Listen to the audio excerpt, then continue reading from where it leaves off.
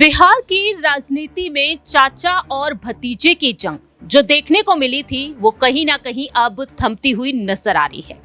आप समझ चुके होंगे हम बात कर रहे हैं यहाँ पर लोक जनशक्ति पार्टी के मुखिया चिराग पासवान तो वहीं उनके चाचा पशुपति पारस के बारे में। पशुपति पारस जो एनडीए से पूरी तरीके से दरकिनार होते हुए नजर आए, लेकिन अब वह एनडीए का साथ दे रहे हैं। वह ऐलान कर चुके हैं कि वह अपने भतीजे चिराग पासवान के साथ हैं। नमस्कार, नेक्स्ट 9 न्यूज देख रहे हैं आप। मैं हूं आपके साथ प्रांशु राठौर। दरअसल आपको बता दें कि बिहार की 40 लोकसभा सीटें, 40 में से 14 सीटों पर मतदान की प्रक्रिया संपन्न हो चुकी है और अब इंतजार किया जा रहा है चौथे चरण के मतदान के लिए। ऐसे में देखा जाए तो हाजीपुर सीट जो गढ़ मानी जाती है लोक जनशक्ति पार्टी के लिए, लोक जनशक्ति पार्टी के मुखिया चिराग पासवान यहां से उम्मीदवार हैं। एनडीए खेमे में पासवान की पार्टी को 5 सीटें दी गई हैं, लेकिन पशुपति पारस की पार्टी को एक भी सीट नहीं दी गई, जिसके बाद देखा गया कि वह एनडीए से दरकिनार होते हुए नजर आते हैं। यहां तक कि केंद्रीय मंत्रिमंडल के पद से भी वह इस्तीफा दे देते हैं, लेकिन अब वह एनडीए के साथ आ चुके हैं क्योंकि उन्हें पता है कि एनडीए के साथ रहने पर ही उन्हें फायदा मिलेगा। आपको जानकारी दे दें कि चिराग पासवान जो कहते हुए नजर आए, बार बार मीडिया उनसे पूछती हुई नजर आई कि वह अपने चाचा पशुपति पारस का साथ चाहेंगे या फिर नहीं। वह कहते हैं कि आज भी घर के बड़े उनके परिवार में फैसले लेते हुए नजर आ रहे हैं और अब वह ये भी कहते हैं कि अगर वह उनके साथ आना चाहें तो आ सकते हैं। तो आपको जानकारी दे दें कि अब पशुपति पारस ऐलान कर चुके हैं कि अगर उनके भतीजे यानी कि चिराग पासवान को जरूरत पड़ेगी तो वह उनके लिए हाजीपुर सीट पर चुनावी प्रचार भी करेंगे। सुनिए जरा प्रेस कॉन्फ्रेंस में उन्होंने चिराग पासवान के लिए क्या कुछ कहा। तो कहा कि निमंत्रण मिलेगा मैं जाऊंगा, तो खुद कह रहा हूँ। जहाँ जहाँ मोदी जी का, जहाँ जहाँ प्रधानमंत्री जी का प्रोग्राम हुआ, जहाँ जहाँ हमारे गृह मंत्री जी का प्रोग्राम हुआ, औरंगाबाद में हुआ, मैं वहाँ गया में प्रधानमंत्री जी का प्रोग्राम हुआ, मैं वहाँ गया। मान लीजिए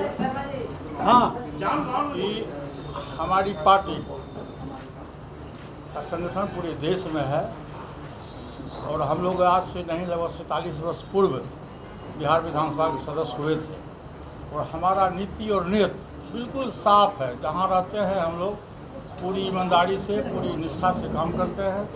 हम एनडीए गठबंधन में 2014 से लेकर अभी तक है। मैं पहले भी घोषणा किया था कि मैं जब तक राजनीति में जिंदा रहूँगा मैं एनडीए गठबंधन के साथ रहूँगा और हमारी पूरी कोशिश रहेगी, हमारी पार्टी का पूरी कोशिश रहेगा कि हम बिहार में 40 में 40 सीट जिताने का प्रयास करेंगे। आज जो मैं रोज़ एनडीए के उम्मीदवार से मैं बात करता हूँ, आज भी मैं ललन बाबू से बात किया होंगे, गिरिराज सिंह से मैं बात किया हूँ, सुशील कुशवाहा जी से मैं बात किया हूँ, उपेंद्र कुशवाहा जी से मैं बात कर, रोज़ हमारी बात है। सर तो चिराग जी से क्यों नहीं बात कर रहे? चिराग जी से बात हम चिराग हमसे छोटा है, मेरा भतीजा, वो हमसे बात करेगा कि हमसे बात करेगा? सर 40 नहीं, गलत बात है। प्रश्न पूछिए सही। जो आदमी प्यासा होता है वो जाता कुआं पर पानी पीने के लिए, कुआं उठ के चलाता उसको पानी पिलाने के लिए। तो सर मोदी जी के लिए तो आप जा सकते हैं ना चिराग के साथ? मैं तो कहा कि निमंत्रण मिलेगा मैं जाऊंगा, तो खुद कह रहा हूँ।